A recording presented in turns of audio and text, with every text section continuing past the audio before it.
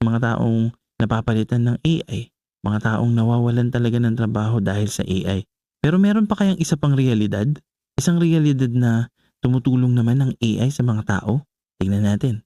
Si Susan Rifle, isang long-time smoker.